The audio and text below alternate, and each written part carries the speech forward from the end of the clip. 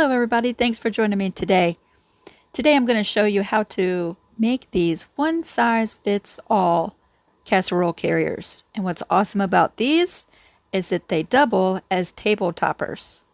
So in today's video I'm going to show you how to make this patchwork casserole carrier. Isn't that pretty?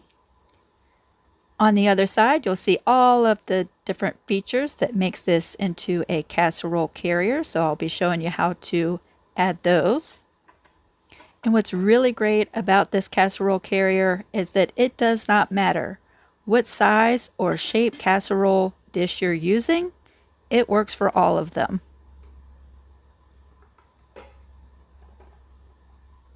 So let's move on up to the studio and we'll get started.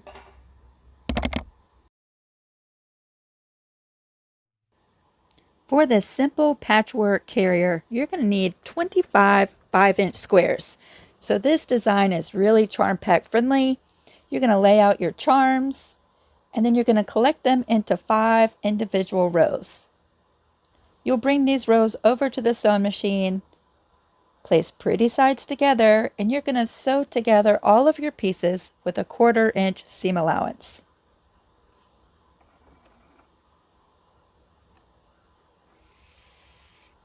I like to bring all of my rows right next to my sewing machine and just chain piece them together.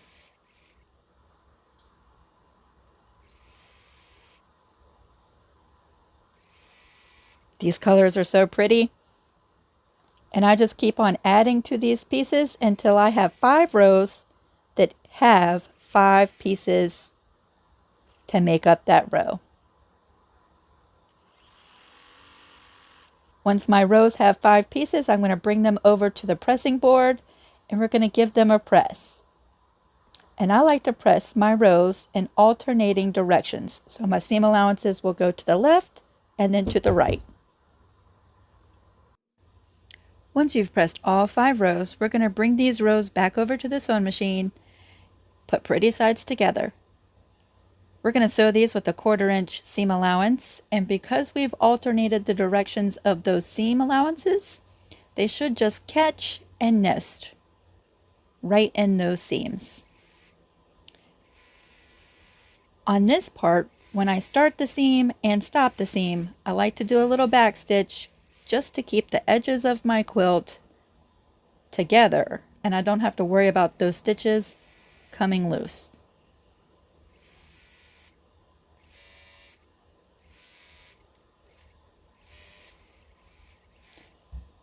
Now I'm just going to sit at the machine and add each one of these rows, and I'll press all of these 4 different seams once the top is all together.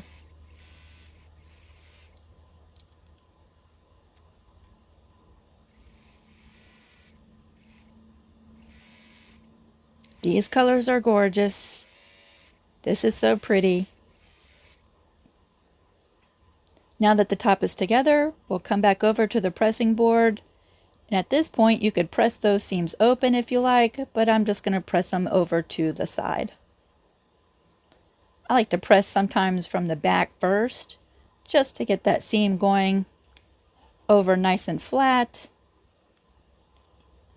And then I'll flip this quilt top over and give it a quick press from the front. The very next thing we want to do is go ahead and layer this project. So we're going to take our backing fabric and put that pretty side down. For these carriers, we're going to use 2 layers of batting. I'm using a thinner, warm and natural batting for my carriers. And I'm going to glue baste all of these layers, and you'll see the measurements for the backing and batting right on the screen. I'm using a clear Elmer's glue stick to glue baste all of these layers, and then we will bring in the quilt top and lay that pretty side facing up, and you should have a couple of inches of batting and backing fabric on all 4 sides. Now before we move over to the sewing machine, I will bring this over to the pressing board and just give that a good quick press with a nice hot iron, drying all of that glue. We're not going to bring any wet glue over to the sewing machine, and I even like to press from the back. Once that glue is nice and dry, we're ready to quilt our projects. Now you'll see for this project, I'm using a walking foot. That's just going to help feed all of those layers because we have those 2 layers of batting in there. It's going to help feed everything through there nice and evenly. I'm also using a little bit of a bigger needle. I'm using a Smith's Universal Needle size 90-14 because of that extra layer of batting. I think there's so many different ways you could quilt these little table toppers. You could do a meandering stitch. You could choose an edge-to-edge design. You could stitch in the ditch. For this particular one, I'm stitching about 1/4 of an inch away from the seams on both sides of those seams. And you'll see the quilting on the back here in just a little bit. I'm using a black thread, which really just pops on these different colors of fabric.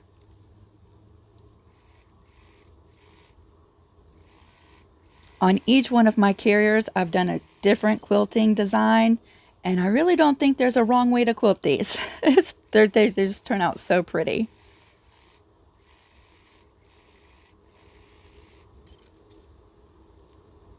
Now, just like any of our bed quilts, wall quilts, quilted projects, once the quilting is done, we're going to bring this over to the cutting mat and we're going to square up our project. We're going to get rid of all of the extra batting and backing that go beyond the edges of our carrier.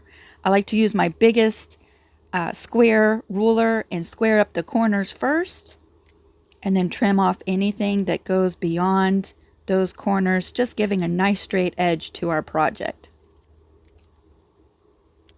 And now we're ready to go ahead and make the elements that turn this table topper into a carrier. So we'll need 2 pieces of fabric that measure 3 inches by 6 inches.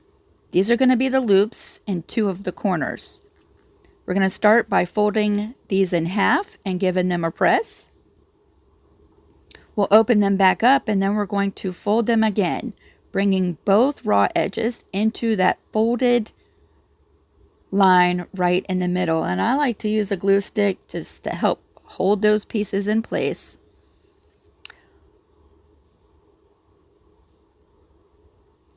Fold those edges into that centered press line. And then we're going to fold it one more time, making our loop. Now the strap of our project is 5 inches wide by 33 inches long. We're going to follow the same steps as we did for the loops. So we're going to press this in half.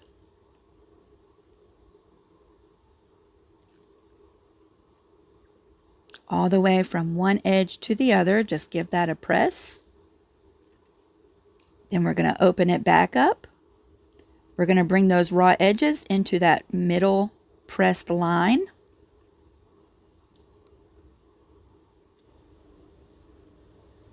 That glue stick really just acts as extra fingers holding those pieces in place as we move everything around.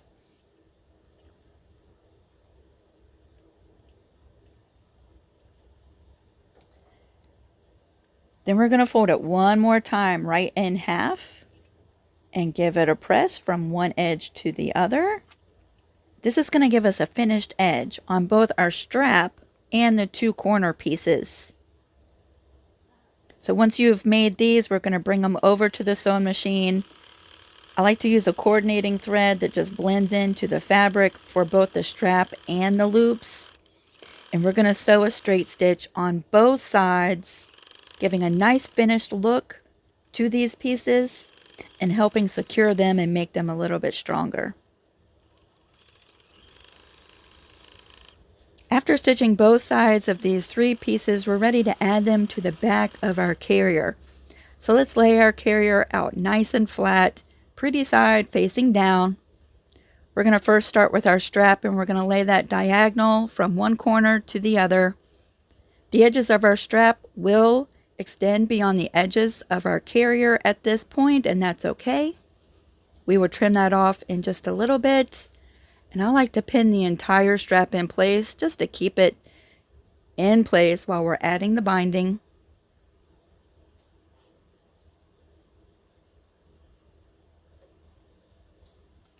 And now let me bring you in a little bit closer as we add our loops. So I like to just line my carrier up to some lines on our mat. We'll first pin our loop exactly 1 inch away from that corner.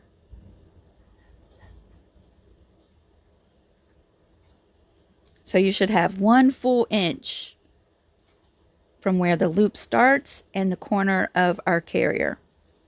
And then we're just going to lift up that loop and swing it around and line it up to another 1 inch mark and pin that in place.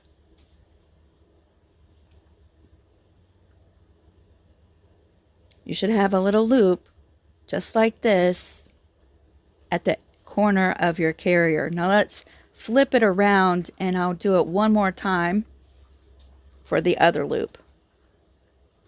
So line it up, square on your mat. The edge of the loop should match up with the 1 inch line.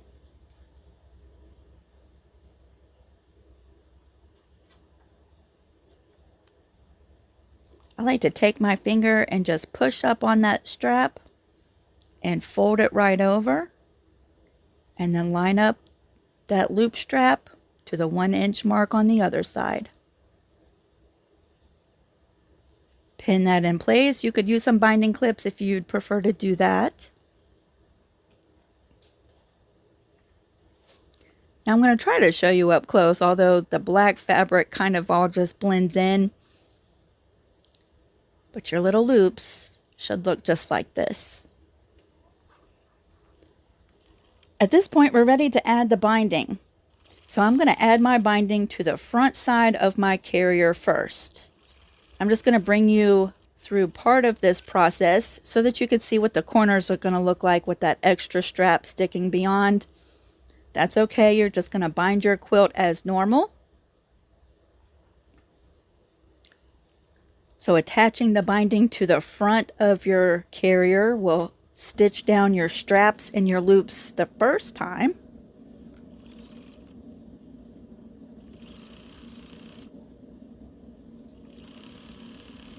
Now, because we've used 2 layers of batting in this project, I am attaching my binding not quite with a 1/4 inch seam allowance like a normal quilt. I'm almost using a scant 1/4 inch to attach my binding.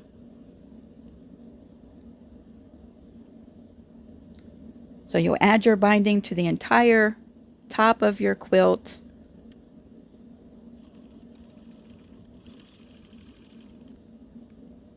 Just like you normally would for any of your quilted projects.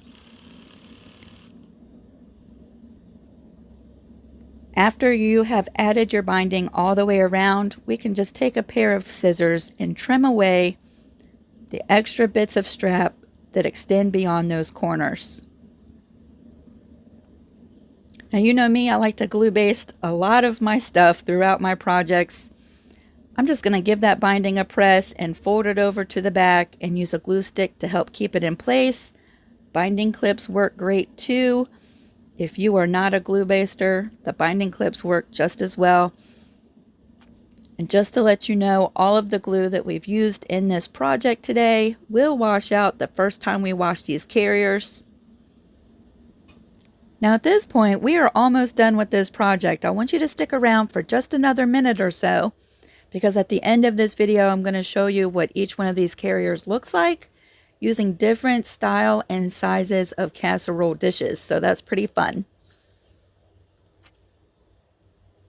Once you have brought your binding over to the back side and secured that in place, we're ready to machine stitch this binding one more time. And I like to stitch in the ditch from the front right along the edge of that binding, and that's going to add one more layer of stitching through those loops and through that strap. For this project, I do think a machine stitched binding is probably a little bit safer than hand stitching that binding. I just think that the machine stitch binding is a little bit stronger.